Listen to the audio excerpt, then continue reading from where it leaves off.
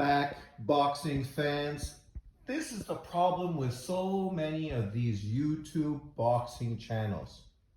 These dudes are just fanboys, full of cap.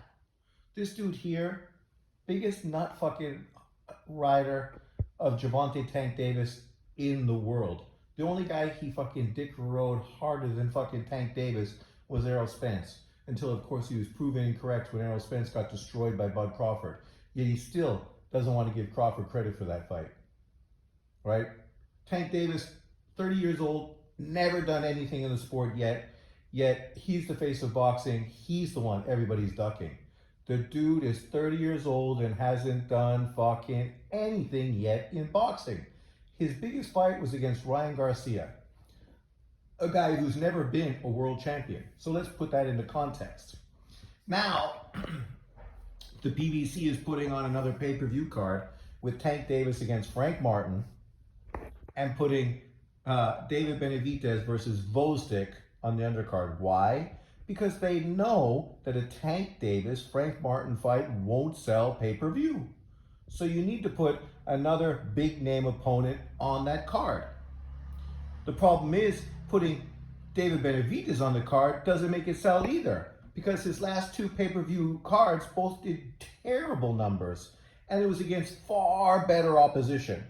Caleb Plant, who actually has been on a card with Canelo Alvarez, and Demetrius Andrade are way better opponents than Gvozdyk, who the majority of Americans don't even know, especially because he's been retired for 4 years prior to like the last couple of years when he's come back because of financial problems.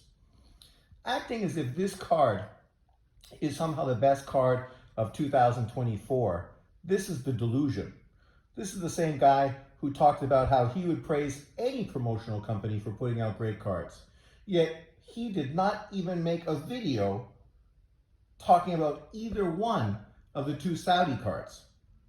I mean, oh my God, those cards are better. They're just better cards overall than this card. And maybe this card's going to have a lot of other good undercard fights on it that's going to really build it up. Maybe. I ain't hating on it. It's just this fanboy mentality. The PBC only puts out pay-per-view. Now people are acting like the fact that on the same night when Tim Tszyu is fighting Sebastian Funduro, Amazon is giving you 2 free fights. They ain't giving you free 2 fights. The fact that the first 2 fights are not part of the pay-per-view, that's nothing, not giving you anything. Because you inevitably are going to pay for the pay-per-view because that's where the bigger fights of the card are. Right? The only people that are just going to watch the Amazon first 2 fights and not the pay-per-view card, I don't know who that's going to be. Literally every single pay-per-view card in history has done that. You see it consistently where the first opening fights are free on YouTube. And then obviously then you pay for the main event by paying for the pay-per-view.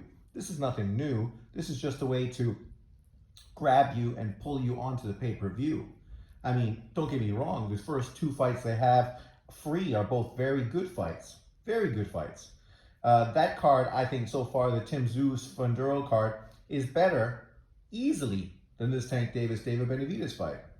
But it's just this mentality of fucking capping and trying to blow up something as if it's better than it really is.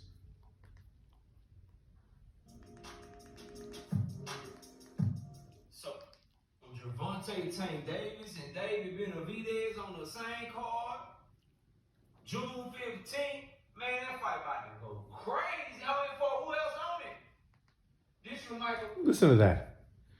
Like, in truth, the only people that are fanboying and supporting David Benavidez are people that are hating on Canelo. Because nobody's excited about David Benavidez fighting fucking Gvozdyk. If he was fighting David Morrell at 168 pounds on this undercard, maybe then hardcore boxing fans would be super excited. Or if he moved up to light heavyweight to take on a world champion, maybe then boxing fans would be super excited. But to take on Gvozdyk, a guy that was destroyed by Beterbiev 4 years ago, what exactly does that prove? And who exactly is excited about that? And as far as Tank Davis taking on Frank Martin, good. Frank Martin's a solid opponent, but it ain't a pay-per-view fight. Frank Martin doesn't have a big fan base. People weren't asking and pushing for this fight. No, they were asking for Shakur and Devin Haney and maybe even Teofimo Lopez. Those are the kind of fights people have been asking Tank Davis to make.